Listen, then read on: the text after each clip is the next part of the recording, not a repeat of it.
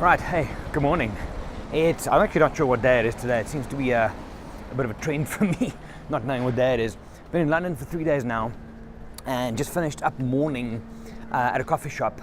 Really, really cool doing that because I can go in zone out. I dig coffee shop working. For some reason, find it nice and productive, get some stuff done.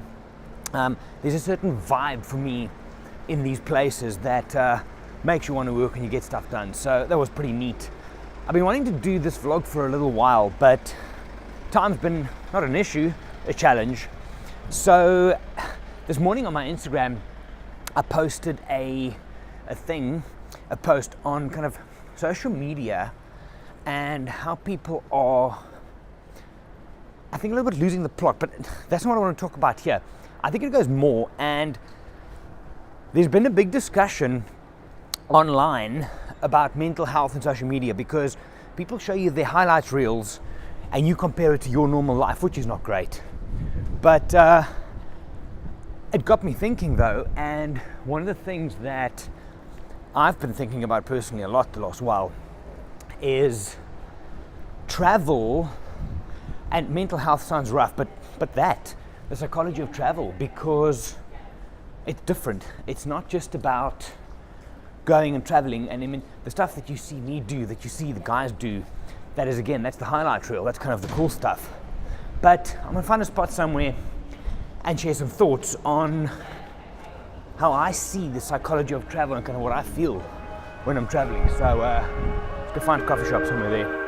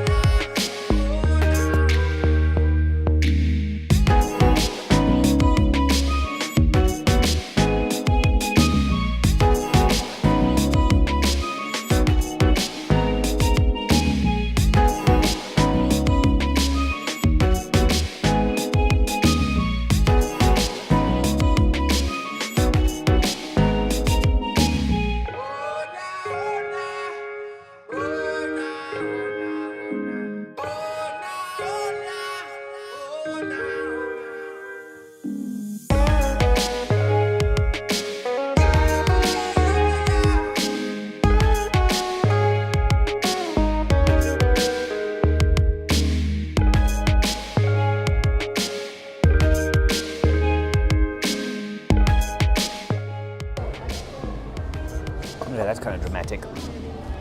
That would be better. So, quickly stopping for lunch at a place called Buns and Buns, something like that. Right? What do I have here? I have a pork belly bun and one of these. I'm going to finish this and we'll talk.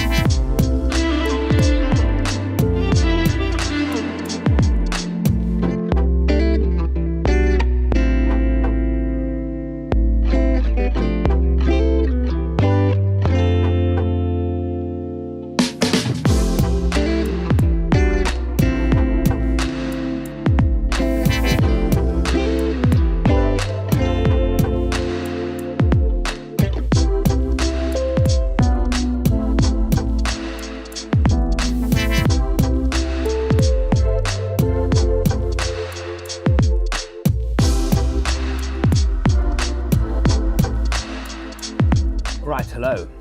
So just had to come back to the room here quickly. Most of my meetings has been planned kind of in the area, so I've literally seen almost nothing of London yet because it's just one meeting to the next. Yesterday I think there were 7, so it's kind of back-to-back stuff all the time. But I had to pop in here quickly and recharge my phone. I need to just drop some things off, freshen up, and then one more meeting later on, and then dinner with a client tonight. But I thought I'd take this chance now. I'm just plug my laptop in. Hang on.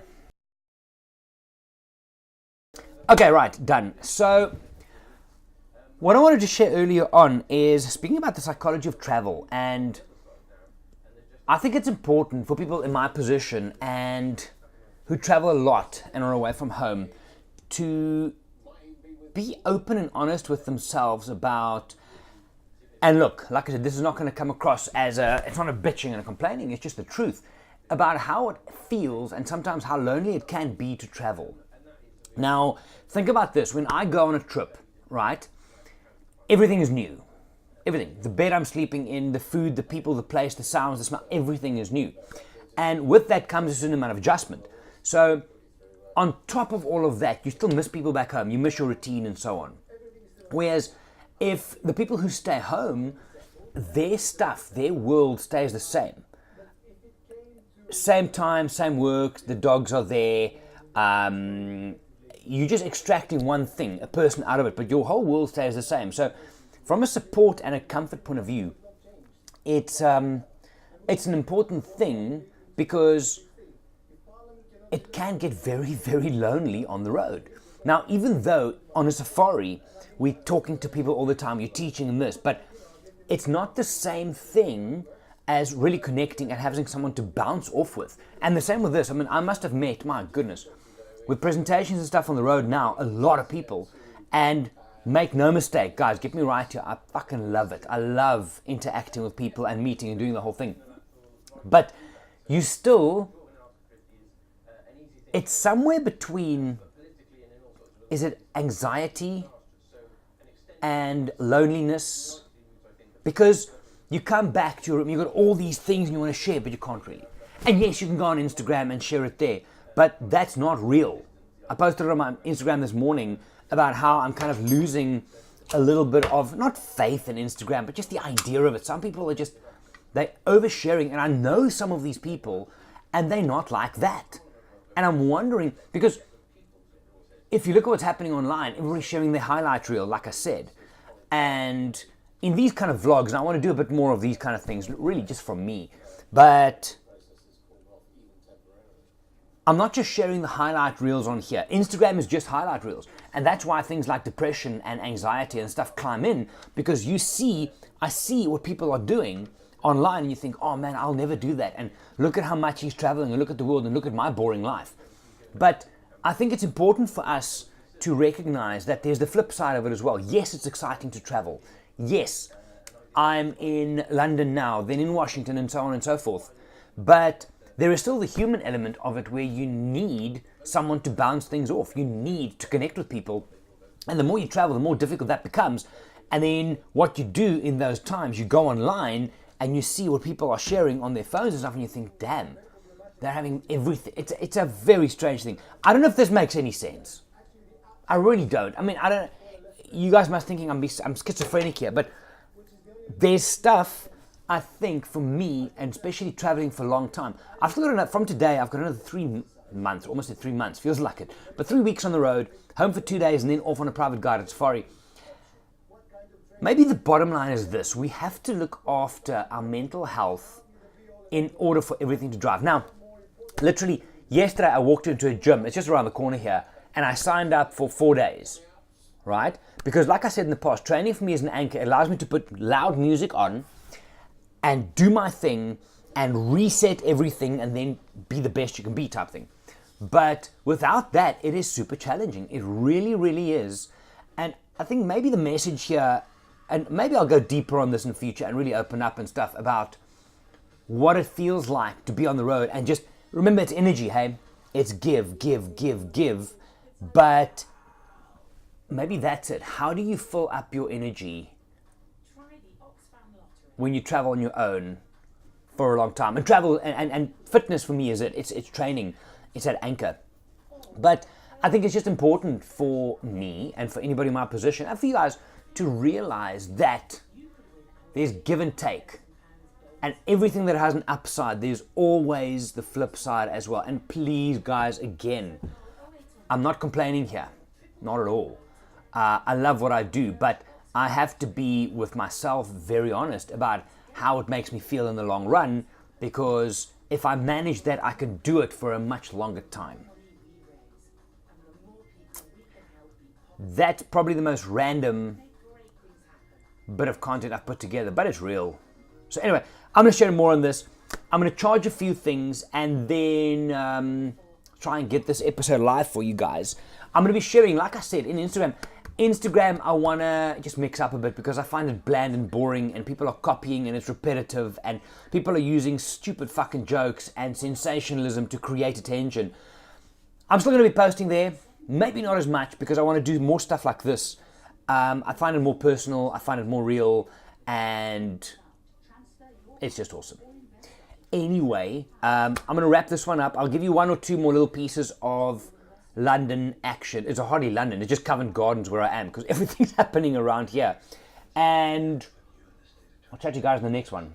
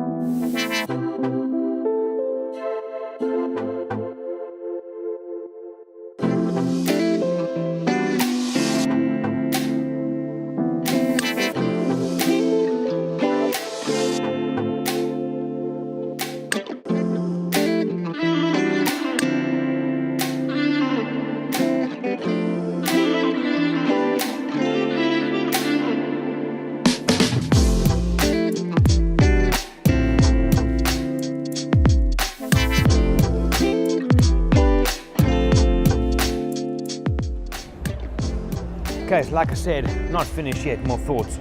But I just finished dinner with a client and I'm heading back now to the hotel. It's, what's it, about 10-ish somewhere. So this whole idea of traveling and what you feel when you travel and what you don't feel when you travel, it's, I'm not sure I'm going to cover all of this in one vlog because there's a lot of thoughts. You see, travel by default has ups and downs, way up, way down. You get excited because you see, like I saw the London Eye tonight for the first time properly, and it's awesome. But then you carry on and you get tired and you miss people. So you're going, it's like this all the time.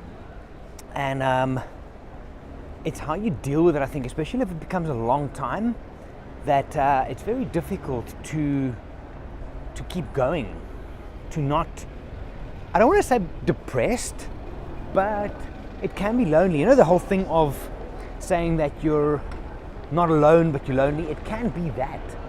And I think a lot of people struggle with it. And I think maybe for us, if we travel often, you're traveling for 210, 215, sometimes more days a year, but even just 2-3 weeks at a time.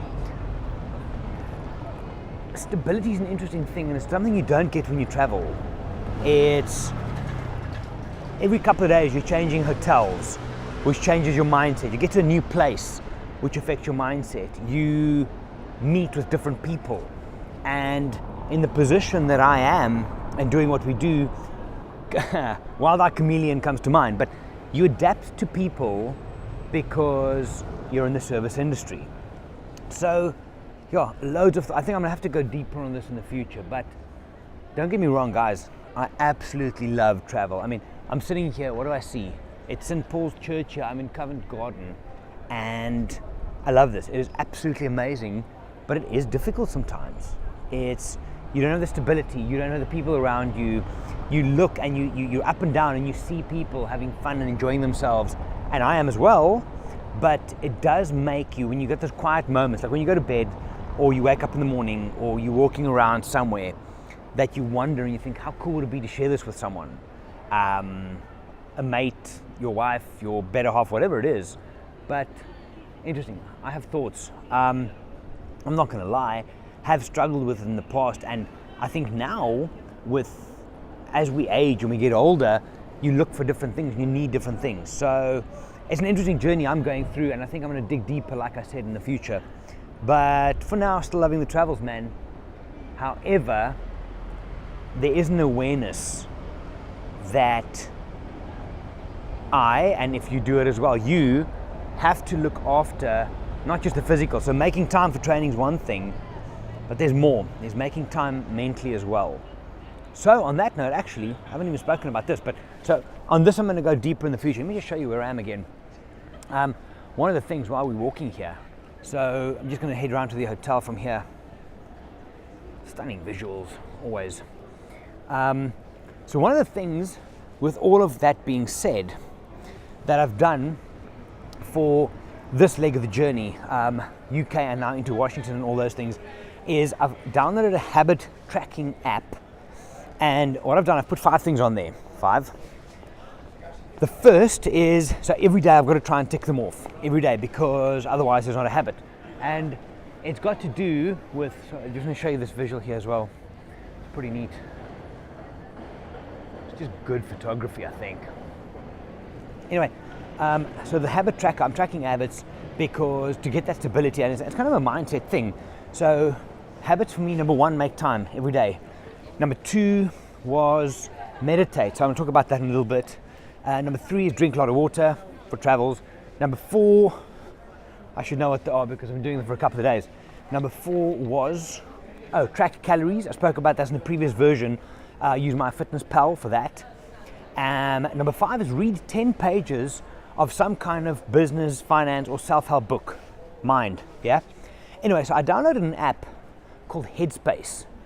And what it does is it kind of takes you through basic meditation. Now, I've never, ever done anything like that. Never.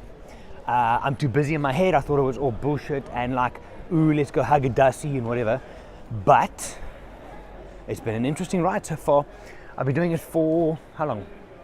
Been doing it for like a week and a half now, and I can see the benefit. It's something I'm going to keep going with, and as I go deeper, because being busy, I think you guys know that I'm busy head-wise, it's good for me to try and slow down. And I think with slowing down has come these thoughts of travel and a certain amount of anxiety for travel and meetings and performing and whatever the case might be.